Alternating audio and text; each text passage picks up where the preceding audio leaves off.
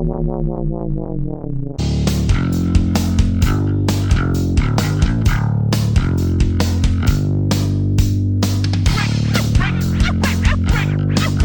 guys, Super X here, and I gotta be honest with you, this is my first time shooting any type of vid that wasn't a tutorial kind of specific to a hobby of mine.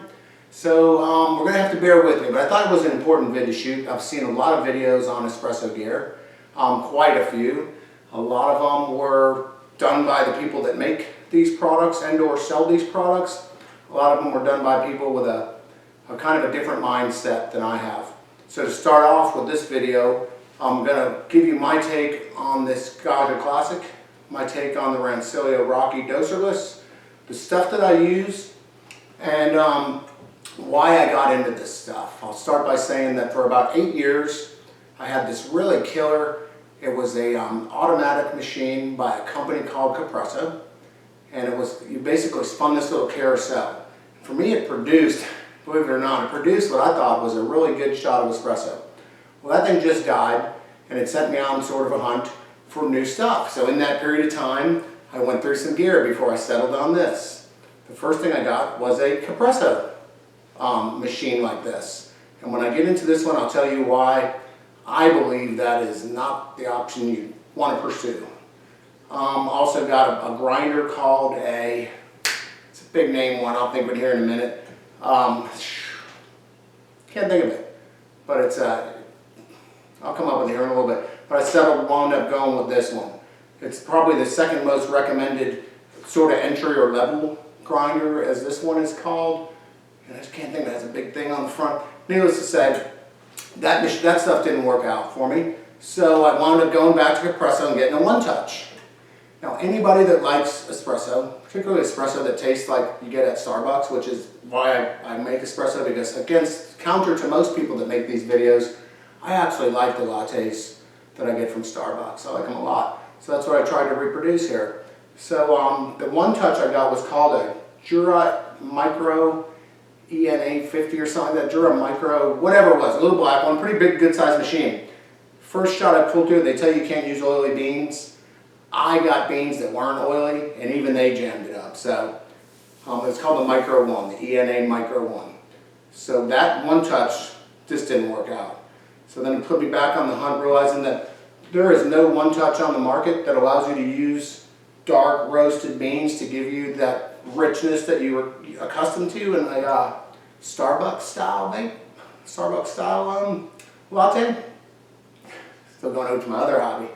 So I'm going to say that put me back here. I wound up settling on the Gaggia Classic, wound up settling on the Rancilio Rocky doserless. So I got all the little tools here. I'd like to go through each machine, gives you my pros and cons on it. I can produce a really killer shot with it. Recommended time is 25 to 30 seconds to get to 2 ounces. I can hit that bang on the head every single time. What I wind up with, I even like to use my paper cups. I really like the whole experience of Starbucks. What I wind up with is an exact double shot, low fat latte with sugar, like big teaspoon of sugar like you get if you go through the drive-thru at Starbucks. So why don't we go into a little more close-up on this here equipment. In the meantime, I'll dig up the name of the other grinder that I had. Stand by. Alright, I'm back. And I remembered what I had. It was called a Gaggia MDF. And I didn't like that because it was a pretty messy grinder. It just left it just was always messy. So I wound up getting this Rancilio Rocky. Pluses and minuses of it from my point of view versus I had this one called a Starbucks Barista. It did okay for the uses that I had, but it didn't stack up to when I started to get this better equipment. I didn't think it worked out well. Would I buy this Rancilio Rocky again? I would say not, because I've found other ones that are considerably more expensive but work better, and I can't think of their names off the top of my head. But they look a lot like that Barista, and they're made by the same company that made that thing. But I had that equipment, I bought it, like I said, 8 or 9 years ago, and it functioned properly all that time. So here, the first thing I did with this Rancilio Rocky was take out the finger guard. The finger guard on it was a nightmare, because one of the things that it does is when you're grinding on a setting of 5, which these beans that I use, they're roasted locally here, very dark roasts. I get them from a company called Coffee AM, and they're called Espresso Verde. They work, basically they're just like the beans you'll buy at Starbucks. Remember, that's my point of why I have this stuff. So what I found was with that finger guard, it's very easy to remove. You just remove the 3 screws, take it out. I can get my spoon in there and just push the beans. I use a plastic spoon for that. And otherwise the grinder gets interrupted quite a bit. That being said, I wanted to get, since it stopped a lot, it was almost impossible to judge and gauge a dose. So I grind into this little deal here, and I got a little gram scale. And I grind out, that way with the grinder I'm interrupting. I used to be able to do it by eye. I'm interrupting it, and I can very easily tell by this scale that I'm grinding anywhere from 17 to 18 grams is what I throw in to my deal.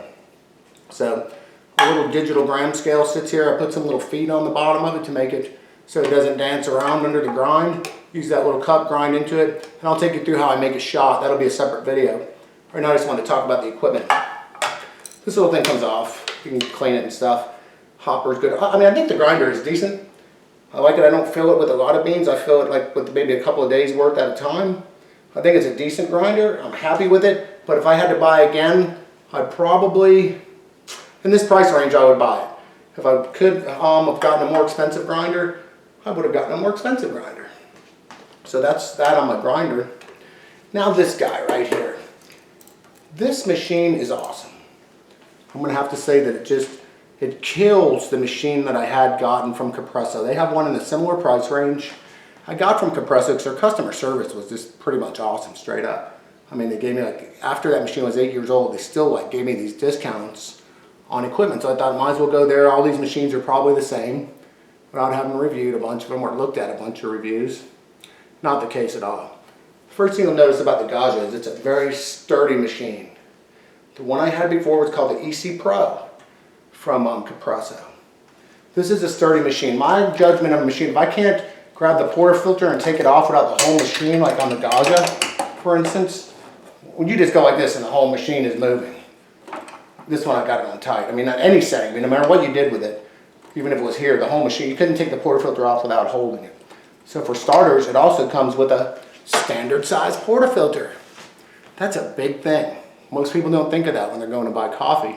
Espresso machines, they just, oh, I like the price of this one, and it says all this and that. Well, that came with a weird sized portafilter. What does that mean? You can't get a decent tamp for it.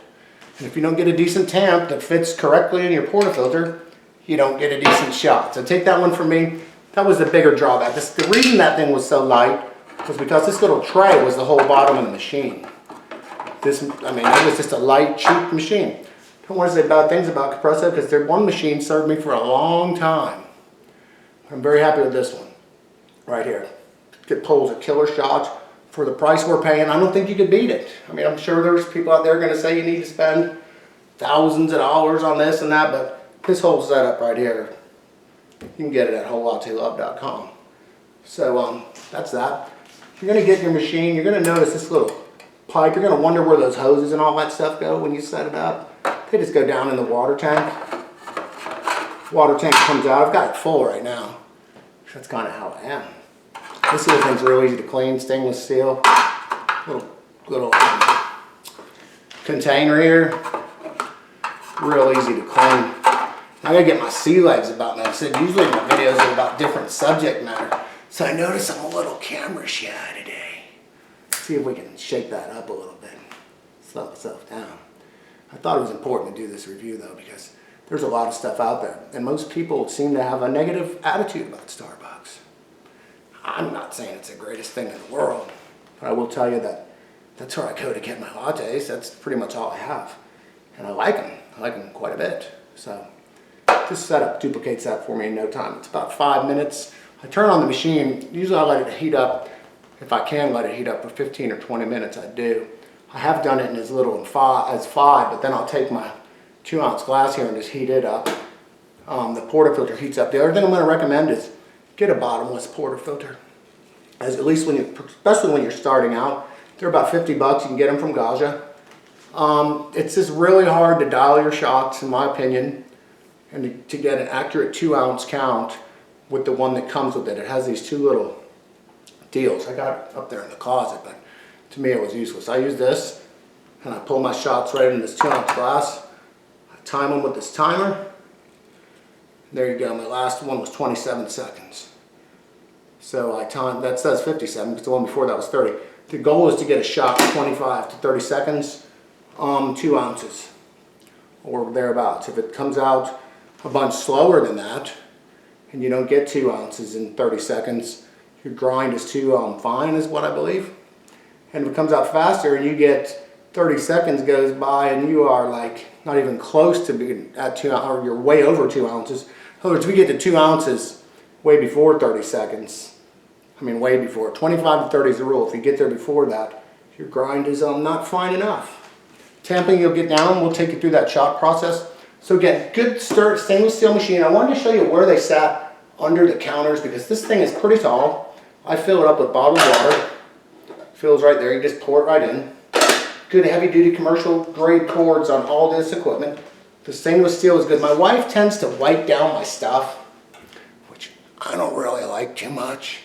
But you can see she'll wipe it down with like, I don't know, this stuff right here. I don't like that. But you can see it's held up pretty good. I just tried to wipe it down. I keep my stuff clean, but the stainless steel doesn't look perfect because she hits it with stuff that isn't like stainless steel friendly. I don't care. The shots come out killer. Again, the portafilter, I'll go into that. It takes different baskets. I'm recommending the bottomless. So basically when you get a bottomless portafilter, you just get that. As opposed to, here's the portafilter that comes with the machine. I don't like that. It looks nifty when you see people pouring shots out of it. But I don't like it. I like bottomless. I like to watch everything come out. And you'll see that in segment 2 of the video. So you just take this thing right here. It comes with a couple of these. One for a single shot, one for a double. I run the double. I run 17 to 18 grams into it. This is the finger guard that came out of here. It's a must take out. There's no spacers or anything needed. You just take it out, put the screws back in. There's videos on it. I bet you, like me, had visions of being the home barista and grinding right into your portafilter, didn't you? Why don't I do that? Why? Well, for one, like I said, this thing jams up a lot on this grind setting of 5. It's always jamming, so I have a plastic spoon. You're not getting into the burrs. You're just turning the bean, so you have to come over here and mess with it. What does that mean? It's impossible to visually judge how much espresso you need. And to constantly pull a good shot, you need a constant dose of espresso. That's why you need this scale. That's why this thing goes back there in the closet. That's why you can grind into anything. I like this. So it was a part from my, I think those things are made by a company called Barazza. That's the grinder that I had. It lasted all those years, but now they have more high-tech ones with some different grind things. Like I wish this one had 1/2 a step down. If I go 1 full step down from 5, it's too much. If I go 1/2 a step, it would probably be perfect. And then I do why don't we go into the shot portion of how I pull a shot. That's these machines. Highly, again, recommended. I would recommend that machine, that grinder, unless you want to drop about $400 more, which I didn't. Couldn't sneak that by my wife either. So that's why I'd recommend that. And then we'll go into the shot pulling technique and all that stuff. What do you think? Shall we knock that bad boy out? Gaggia Classic Rancilio Rocky doserless. There's plenty of videos of people showing you how much water it takes. Oh, I don't use this either. That's usually back here. I use this little thing right here. But I forgot to pull it out. This is called a foaming machine. It foams in a frother. It's like 50 bucks. It's so much simpler and less mess than that and produces killer foam. Why don't we go through now? That's the end of my review and recommendations. Like I said, I don't know what more I can review other than tell you that once we master the shot, which doesn't take long, once we master that, you go through, I don't know, a little bit of trial and error, you'll figure all that out. You will find that these machines give you that Starbucks-like experience. Very easily and conveniently easy to clean, easy to maintain. We just need to go through some other tools. So you're going to need a good tamp. This one is called a, I don't remember. God, my memory's horrible. Some kind of rock, something or other. It's a decent one. And that's it. Then you got to get your good cups, the exact right lids with the right size hole in them. And you are pretty much rocking and rolling at that point. So why don't we let's go through that part of it, okay? All right, step 1 for me is getting my cup ready. putting a big old teaspoon or tablespoon, it's a 1 full tablespoon of sugar in that cup, right? Next step is to get the frother. That little Capresso frother is awesome, in my opinion. All you do is you're going to pour into, there's a minimum and maximum line. I'll fill it to the max.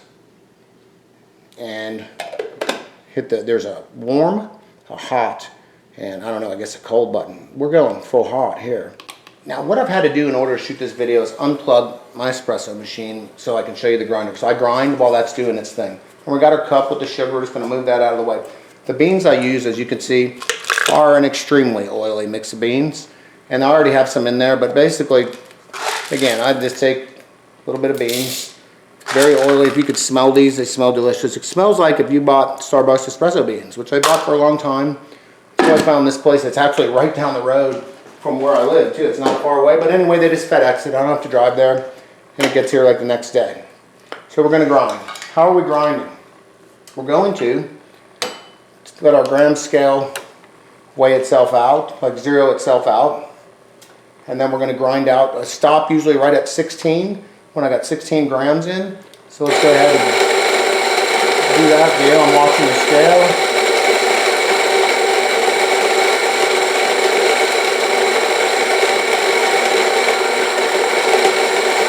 Right now it's probably not going to stop. But many a times it'll just spin because the beans get hung up on it. Got 14, 15, there's 16, I'm stopping. It gives me 17.8 right there. So now what I do with the beans is, this is probably where a more expensive grinder, you may not have to do this, but I watch some videos and I don't want to desecrate what they call I think it's called the White's distribution technique, or WDC or something. I don't want to desecrate this, but it's along the lines of what they say to do. I just grab this wooden bamboo skewer and I kind of just stir it back and forth, break it up, remove the static. You can go as crazy with that as you want. I'll just typically do it for a little bit to make sure that I've got it all kind of broken up. Again, there's some videos on that technique. You could take this to the extreme level.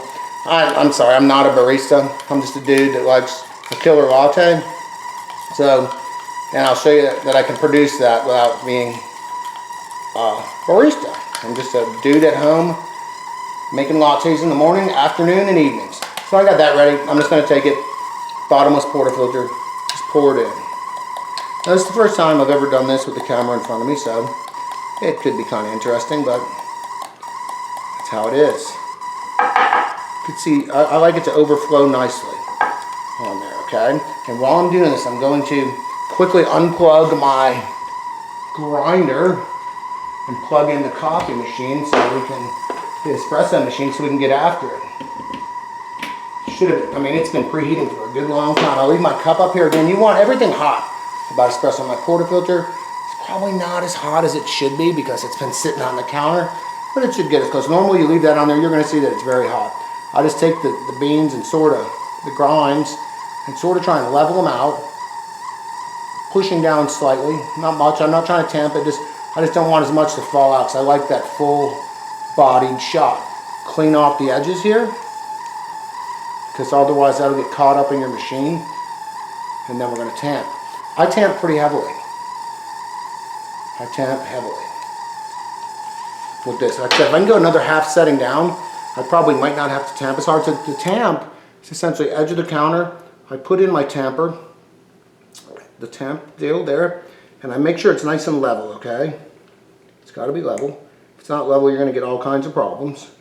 And then once it's level, I just give it a good old push. I don't know if it's 30 pounds or 50 pounds or 40 pounds, and then I just turn it a little bit like that, and that's it. Now what I do is take my finger and clean off anything on the edge. Try not to disturb your basket, and you'll see it's not completely polished. There's nothing completely polished about it, but you're going to understand that it produces a decent, perfect shot. We're going for 25 to 30 seconds. Now the first thing you want to do is purge this out a little. Let a little water run through it. Like that, okay? Important stuff. Put this on here. Milk's ready. Now we're going to go 2 ounces. Right here. We're going to time it. Okay? Let's see how it goes. This is how you'll start to get used to and doing this stuff, is by timing it, making sure your dose is good every time, And you'll just start to make adjustments to it all as you go.